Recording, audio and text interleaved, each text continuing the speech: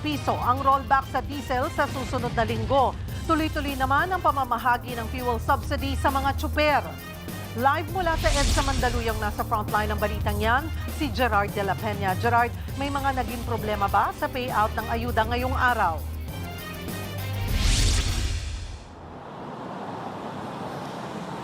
Naku Cheryl, marami-rami ang naging problema sa payout ngayong araw pero mabuti na lang din at nasimulan na ito dahil kahit bumababa na ang presyo ng langis ay hindi pa rin daw sasapat ang kita ng mga tsuper. Mahabang pila ang binuno ng mga taxi drivers sa main office ng Land Transportation Franchising and Regulatory Board. Ngayong araw kasi ang special payout ng 5,000 pisong fuel subsidy para sa kanila. Nauna nang nagpamigay ang LTFRB para sa ibang uri ng transportasyon gamit ang mga e-wallet. Pero nagkaproblema sa account ang maraming tsuper. Kaya sa pagkakataong ito, cash ang ipinamigay sa kanila.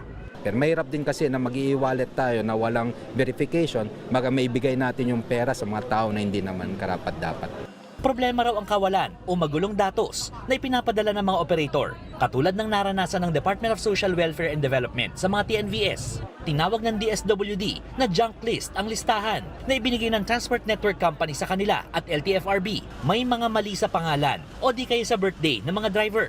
Kahapon sa isang pulong, pinagsabihan daw ni DSWD Secretary Rex Gatchalian ang mga representative ng TNC ukol dito. Yung listahan kargado ng mga pangalan na doble-doble, mali-mali. Yung mga kumpanya mismo ang nag-e-encode, hindi naman ho kami. Pero ang malungkot sa lahat, marami pa rin disinformation na pumunta pa rin kayo, kaya nagpatong-patong na. Wala pang sagot ang mga TNC tungkol dyan. May hawak naman na master list ng LTFRB at maraming tsuper na nakalista dyan ang madaling nakakuha ng ayuda. Kami mga taxi driver, hindi kami kumikita. Napakahirap. Minsan kikita kami 200, 300. Ganun lang. Medyo bumaba ng konti yung gas, medyo hirap pa rin. Tsaga-tsaga lang talaga. Malaking bagay daw ang ayuda dahil kahit magka-rollback sa presyo ng langis, kulang na kulang pa rin ang kanilang kita. Ayon sa mga source sa industriya, base sa 4 na araw na trading sa global market, posibleng magkaroon ng 8 hanggang 10 pisong rollback sa kada litro ng diesel. Posibleng wala namang pagbabago o baka magkaroon ng pisong dagdag sa kada litro ng gasolina. Kung may mga mabilis na kakuha ng ayuda, meron namang nasa master list pero hindi rin nabigyan. Nagkaproblema sa papeles ng kanilang prangkisa, tulad na lang ni Jason. Layo yun sa amin eh. Pasig pa kami, sayang talaga. May ilan naman na hindi nakakuha dahil inabot ng cut-off. Naku, kayo na hindi pa kami sir kumakain. Kami, mga senior na kami, 3 na. Masakit na yung tiyan namin, wala pa kaming kain. Wala pa kaming bigas sa bahay. Yun ang problema namin. Nagpakahirap kami sa kakayod ng taxi, tapos wala rin pala.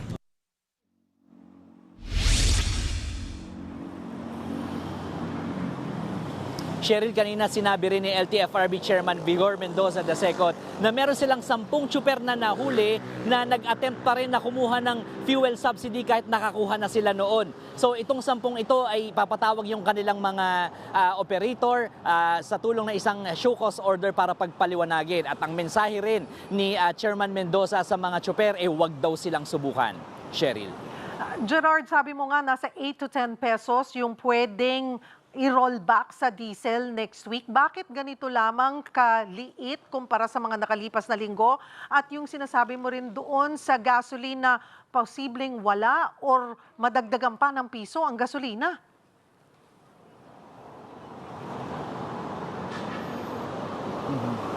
Alam mo Cheryl, binabantayan natin ngayong linggong ito yung naging galaw ng crude, ng presyo ng crude sa global market, at napansin natin pataas ang direksyon nito matapos ngayong ilang development sa pagitan ng US at ng Iran. So kung dati ay below $90 per barrel itong WTI crude futures, ngayon nasa 98 na ito or 97.50 sa mga oras na ito. So dahil dito butit may rollback tayo, nga lang hindi ganoong karami. Ngayon tungkol naman sa gasolina, iba rin kasi ang presyohan ng diesel sa gasolina at ang direksyon ng presyohan ng gasolina ng refined na gas sa global market sa pataas din sa mga panahong ito. Cheryl. Maraming salamat, Gerard de la Peña. Mga kapatid, Cheryl Cosing po. Maging maalam at may pakialam sa mga napapanahong issue at headlines. Mag-follow at mag-subscribe na sa social media pages ng News 5.